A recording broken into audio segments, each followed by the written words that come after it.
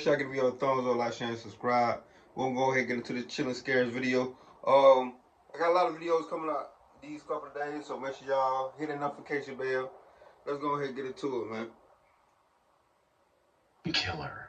On April 30th, 1985, a 45-year-old truck driver stopped near a vending machine in Fukuyama, Japan. He was exhausted from work and was looking for an energy drink to help him power through the rest of the day. When he approached the vending machine, however, he noticed something surprising. A bottle of Oranaminsi energy drink was already in the pickup tray. Thinking he'd lucked out on a free drink, the truck driver wasted no time chugging it down. What he didn't know was that this would be the last drink he would ever taste. Instead of the refreshing feeling he was looking for, he felt something horribly wrong with his body. A bitter, burning sensation quickly spread throughout his throat, followed by an intense wave of nausea. It wasn't long before... When it comes to shit like that, bro, y'all can't drink everything that's in the open. Shit like that, man. You might think you got a look. I would have took that out and got my own. You feel me? There's some evil people out here in this world, bro. Evil people. Where he was lying on the road in excruciating pain. He was rushed to a nearby hospital where doctors discovered a lethal amount of paraquat dichloride in his system. Paraquat is an herbicide that was quite common in Japan at the time. More importantly, it's also highly toxic to humans. When ingested, it can lead to severe nausea, throat inflammation, internal chemical burns, and eventually death. This is also why it's been banned completely from over 70 countries to date.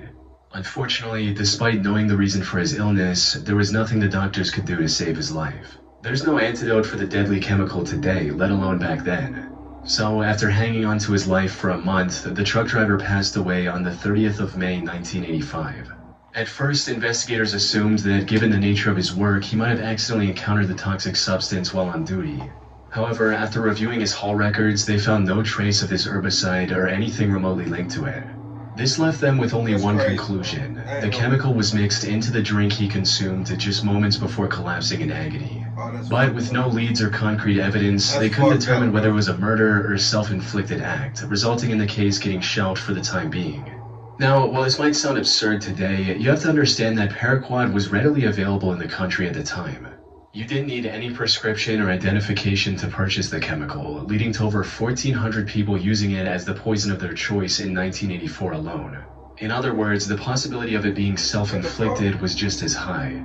However, just as the investigators were about to give up on this case completely, they received tragic news. Another person had fallen victim to the same poison after consuming Oranaminsi on the 5th of September. Then another 6 days later, and one more 2 weeks after that. By this point, it was clear that someone was deliberately poisoning vending machine drinks across Japan.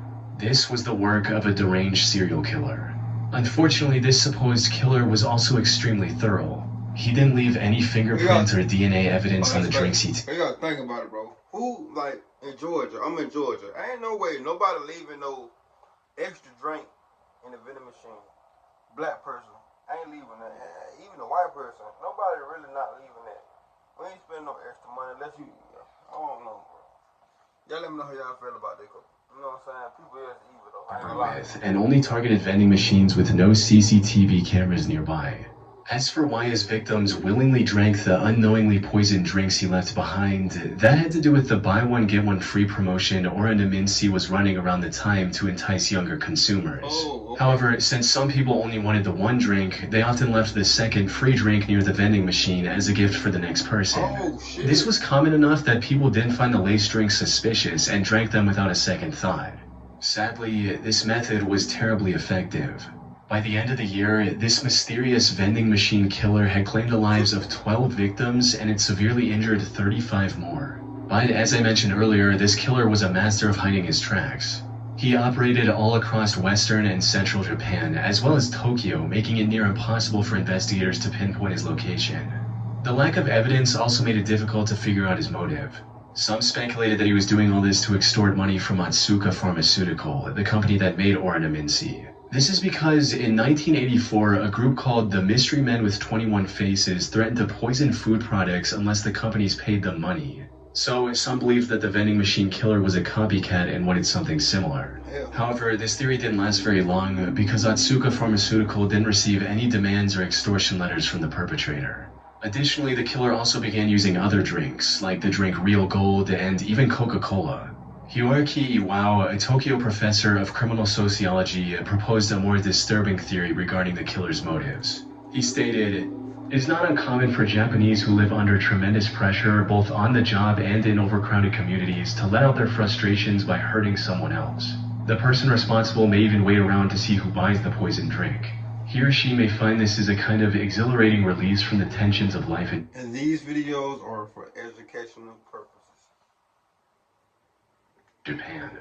But even if this was the truth, it still didn't bring investigators any closer to catching the suspect. Left with no other options, the authorities turned to the public and launched a nationwide campaign on the 27th of September. They placed signs and distributed leaflets telling people to avoid suspicious free drinks and to properly inspect the cap seals on their beverages before consumption. They also instructed vending machine owners to investigate their stock for any anomalies and told chemical shops to monitor their customers more closely. It's unclear how effective this campaign was, as the number of victims kept increasing even after its launch. But then something unexpected happened. On the 17th of November, the murder spree stopped completely after the death of a 17-year-old girl. She was the only female to have died from the poisoning. It's possible that the person who committed these atrocities had a moral code against harming women, though that's nothing more than a baseless speculation. Due to the complete lack of evidence, the vending machine killer was never identified, cementing this case as one of the most chilling, unsolved mysteries in Japanese history. Little Rock serial stabber. On April 11, 2021, the Little Rock Police Department received a distress call from South Pulaski Street regarding a potential homicide. When they arrived at the scene, they found a middle-aged woman lying on the street with stab wounds all over her body. This woman turned out to be 41-year-old Deborah Walker. She was homeless at the time and was living on the streets when this incident happened. She was quickly taken to the hospital where medical staff discovered that she had been stabbed at least 15 times. Despite lying on the street, bleeding for what may have been hours, she miraculously survived and managed to regain consciousness the same day. Investigators also visited her in the hospital to gather any information she could provide about her attacker. Unfortunately, she was attacked somewhere between 1 and 4 a.m. It was still dark outside, and all that she saw was that her attacker was a tall, African-American male with a slender build. Now, in most other similar cases, such limited information would hardly be enough to generate any leads. But in this instance, the description Deborah provided left the investigators in disbelief. That's because her attacker's profile closely matched the perpetrator of another incident that took place about 8 months earlier in the surrounding area. The victim of that incident was 64-year-old Larry Eugene McChristen. He was living in Little Rock with his daughter Sarah, who was on probation at the time. On the 20th of August 2020, he had a medical emergency and was taken to the hospital in an ambulance. He was discharged from the hospital the next morning. However, when the hospital staff tried to contact Sarah so she could pick him up, she wasn't answering her phone. So they gave Larry the information about a nearby homeless shelter and a bus token to get there. Later that day, Sarah came to the hospital looking for her father, only to learn that he'd been discharged hours ago. She then reached out to the homeless facility Larry was told about, but they didn't know anything about his whereabouts either. The only option she had was to file a missing persons report and wait for the police to find Larry. 2 days later, on the 24th of August, Sarah received the call she was waiting for. Tragically, it wasn't the news she had hoped for. According to the official report, the Little Rock Police Department found Larry's body on South Gaines Street at around 2 a.m. They identified him by the hospital discharge papers he had on him. More importantly, he had multiple stab wounds on his body and was unfortunately already dead by the time the police arrived. His death was declared a homicide, and the investigators began looking for clues almost immediately. This proved quite impossible at first, since there were no witnesses, and there wasn't anything that could be used as evidence at the crime scene. However, after inspecting the surrounding houses, they had a major breakthrough. The CCTV camera outside a nearby house had captured the suspect walking down the street when suddenly... So dumb, because you can't do nothing these days without cameras.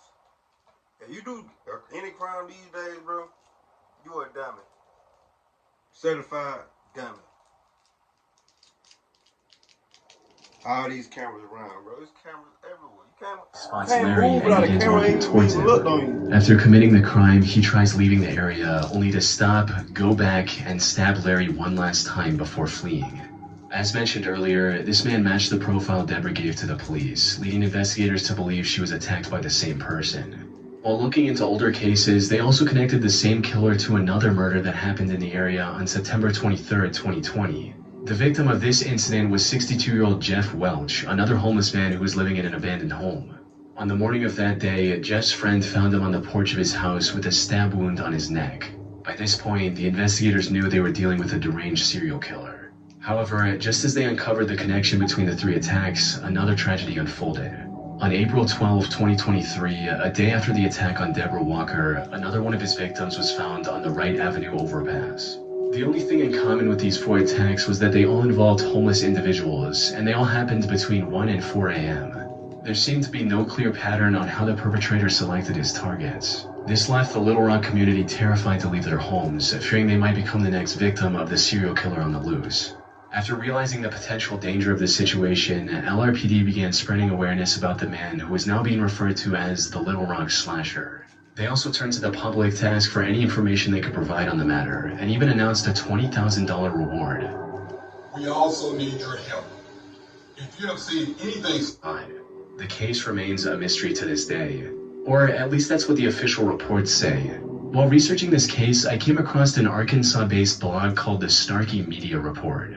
The authors of this blog did their own investigation into the slasher case, and what they found was shocking to say the least. Put simply, they claim to have found the true identity of the killer after talking to multiple locals and Deborah, who, according to their blog, already knew the identity of her attacker. They also uncovered many details about this supposed killer, including his criminal record, which reveals that he has already served 2 prison terms in Arkansas for felony convictions of domestic violence. Also, his history with drug abuse and how it made him very agitated and violent. The authors of this blog also claim to have contacted the alleged killer's previous landlord, who gave them this image of the perpetrator. Which begs the question, if they know so much about the slasher, including his legal name, why didn't they give this info to the police? That's where the case goes from creepy to bizarre, since he a drug dealer and they owe him money.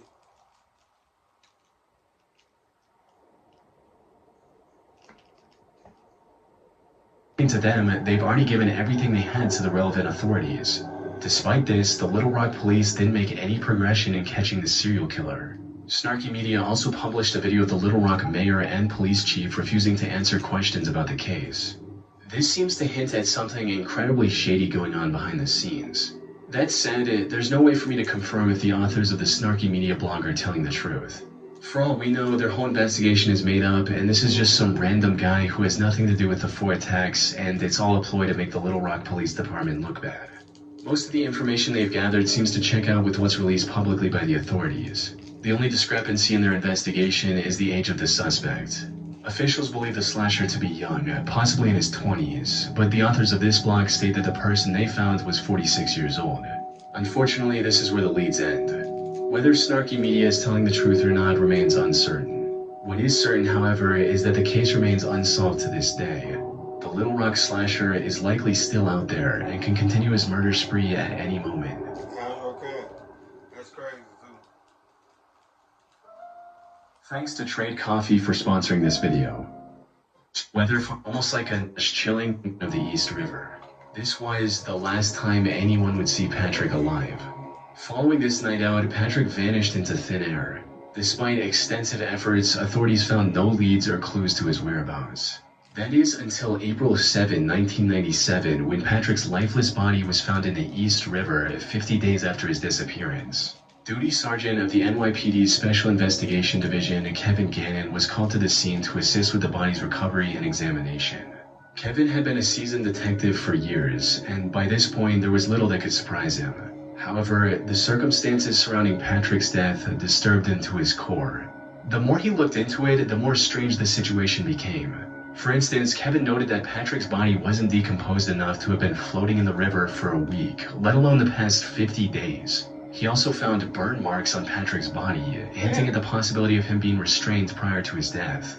Kevin knew that something wasn't right.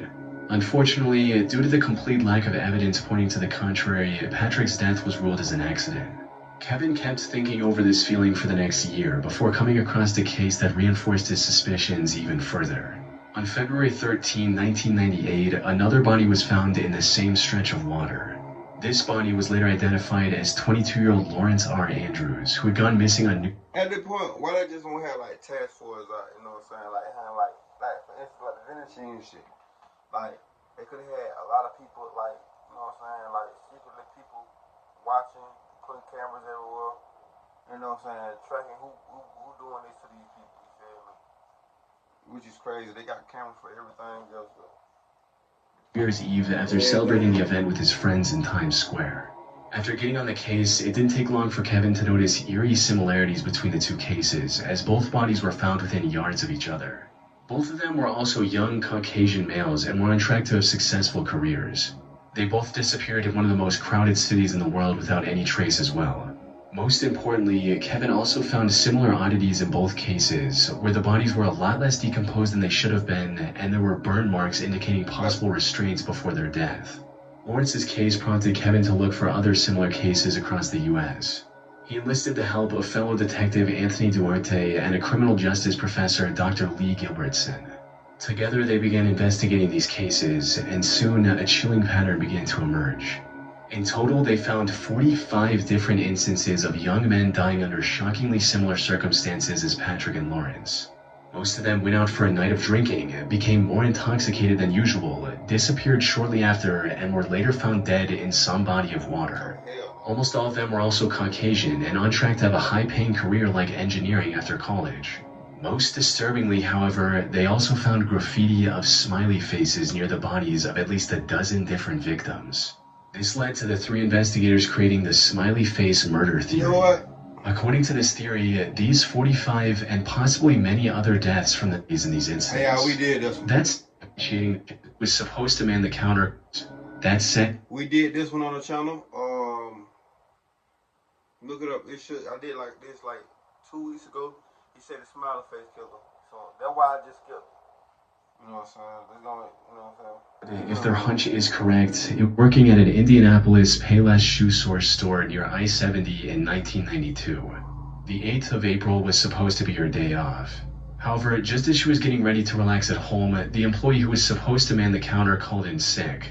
Left with no other options, her manager called Robin and told her to cover the shift instead. Robin wasn't very happy about this emergency shift change, but she reluctantly agreed, arriving at the store at 10 a.m. and starting her shift as usual. Unfortunately, her day was about to get a whole lot worse. Everything seemed normal until 2 p.m. when the manager called the store for a routine check. To her surprise, Robin wasn't picking up the phone. She kept trying for a few minutes before giving up and calling the Speedway gas station neighboring the shoe store. One of the gas station employees, a friend of Robin's, went to the Payless store to see if she was doing okay. However, what she found inside left her confused. The store was in slight disarray, and some of the shoes were missing from the shelves. The cash register was also open, and there was no money in it. Most concerning of all, there were no signs of Robin anywhere. Her friend called out Robin's name, hoping she was just in the back and would respond. But when she didn't hear anything from Robin after minutes of standing in the store, she became worried and called the police at around 2:20 p.m. The cops arrived within minutes and began searching the store for clues on Robin's whereabouts. And it wasn't long before they made a devastating discovery. They found Robin lying in the store's back office, covered in blood. It was already too late. During questioning, an employee from the store across the street claimed to have seen a strange man loitering around the shoe store a couple hours earlier. According to this employee, the man sat on the curb for about a half hour, rifling through his bag and staring at the Payless store. They then saw the same man a few minutes later trying to hitch a ride back to Interstate 465, which was about a quarter mile from the store's location. Unfortunately, they were too far away to get a good look at the man's face. Given the money stolen from the register, and without any other leads, investigators filed this as nothing more than a robbery gone wrong. However, they couldn't have been more wrong. Because just 3 days later, something similarly tragic happened to 23-year-old Patricia Smith and 32-year-old Patricia Makers. The two were working at a bridal shop in Wichita along I-70. The incident happened a little past their usual closing time as they were waiting for a customer who had a pickup. When they saw a man approaching the store, they assumed that it was the customer. However, this man drew a gun on the two after entering the store, took them to the back, and executed both with shots to the back of their heads. As the killer was leaving the store, he crossed paths with the actual customer. These stories be actually crazy, bro. Not gonna lie to y'all. Back in the day, bro, I feel bad for them back in the day. They had it rough, bro. I always say that, bro. No cameras, no nothing. All the serial killers they had back in the 70s, the 60s, through the 90s, through all these serial killers crazy and diabolical, bro. Not gonna lie to y'all, just killing people for no reason. Girls were waiting for. Without hesitation, he aimed his gun at the man and ordered him to head to the back of the store. But the customer defied his command and ran, narrowly escaping with his life. He later helped the police draw a sketch of the killer. Unfortunately, the sketch didn't provide much of a breakthrough. By this point, the authorities were certain they were dealing with a serial killer, but despite their efforts, the killer's spree continued. By May 7th, he had taken 3 more victims in small, low-traffic stores along the I-70 highway. By the time investigators managed to compile a few more sketches, the I-70 killer stopped his quest and went into hiding. That is until 1993, when he claimed 3 more victims along I-35 in Texas. He tried to hide his identity by changing his weapon, but the investigators were quick to notice the similarities. One of his victims, Vicky Webb, also managed to miraculously survive after getting shot in the neck. If he were ever caught, Vicky's testimony would have been crucial in bringing him to justice. Though, the I-70 killer was never found, and the case went cold for nearly 3 decades. However, then, in 2021, investigators released CCTV footage of a murder that happened in 2001. The suspect in this footage looks strikingly similar to the I-70 killer sketches, potentially giving authorities the lead they need to finally catch him. It's likely only a matter of time before he runs out of places to hide and is captured. But for now, he's still out there, evading police and leaving the case unresolved. We can only hope he doesn't take any more victims in the meantime. All these stories, crazy. I always tell y'all, watch y'all surroundings, watch everything, you know what I'm saying? This week, we will not be doing Saturday Mr. Ballin', probably not. We probably won't be doing Mr. Ballin' Saturday. Not gonna lie to you. We might do that like Tuesday, Wednesday, Monday, Tuesday, Wednesday, one of them days. That being said, see you when I see y'all. Love y'all. Make sure y'all give me a thumbs up. Make sure y'all give me your opinion about these videos. You know what I'm saying? It was 4, but 3, because we already reacted to the Smiley Face Killer like a couple weeks ago. It's on the channel. It should say Smiley Face Killer somewhere. That being said, see you when I see y'all. Love y'all. Y'all be safe on this beautiful Friday. That's right, man.